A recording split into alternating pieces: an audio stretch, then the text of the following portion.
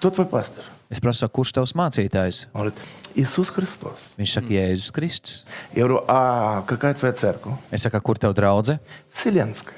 Visuma draudze. Я говорю, спасибо, друг мой, меня нет времени, я занят, и я пошел. Es teicu, draugs, paldies, man nav laika, es esmu У него aizņemts нет un aizgāju. авторитетов у местных пастыров, нет, а вот гостей, вот это травить время.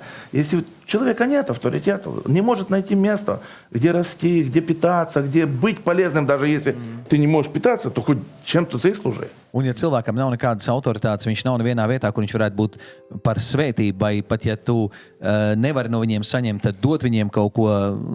Tādi cilvēki meklē tikai kaut ko no ārpuses.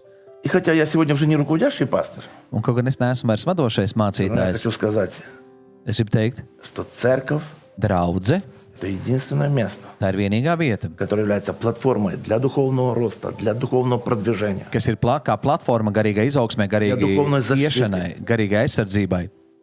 Просто если мы это не ощущаем, мы не познали это, мы не понимаем. Ja mēs to neesam sajutuši, mēs to neapzināmies un nesaprotam.